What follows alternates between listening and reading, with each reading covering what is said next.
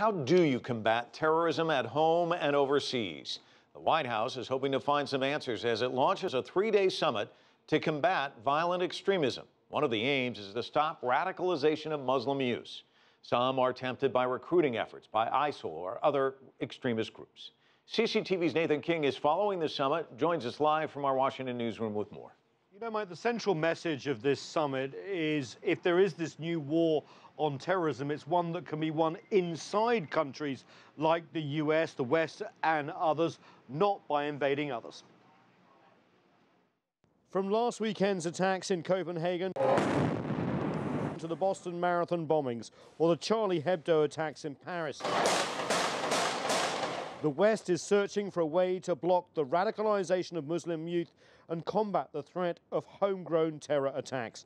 The agenda at Wednesday's White House summit looked at what the US is doing and what more it can do to stop attacks before they happen. Given the complexities of the challenge and the nature of the enemy, which is not a traditional army, this work takes time. Part of that strategy means countering the slick social media influence of groups like ISIL with more outreach to Muslim youth and their communities. We want to revive peace.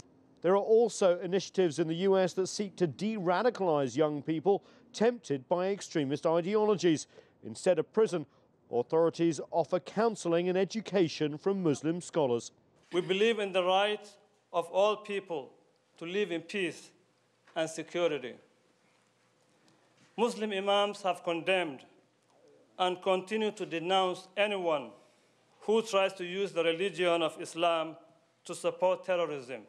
But the Muslim community is worried about US police programs that could be used to spy on their community, as they have in the past, and it wants the surveillance stopped. The White House stresses that violent extremism is not just a problem among Muslims. The US has launched a hate crime investigation following last week's shooting death of 3 Muslim students, allegedly by a white neighbor in North Carolina. You know, Mike, the US says it cannot kill its way out of the war with ISIL. What this summit is all about is stopping attacks before they happen.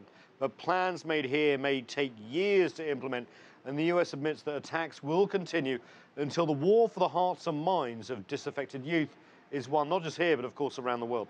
Sure, it's complicated, it's difficult. Wednesday, of course, the U.S. focus here domestically. Thursday's summit agenda, though, looks at the role of the international community and how it plays that role in efforts to counter extremism. What can you tell us about that? Yeah, you remember that recent figure that we saw, that there are now 20,000 foreign fighters flooding in to help ISIL?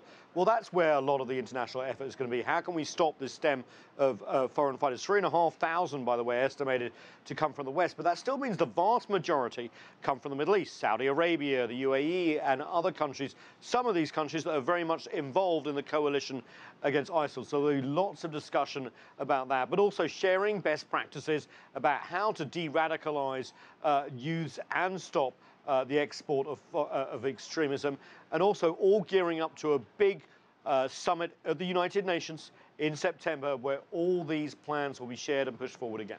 All right, Nathan, thanks so much for that.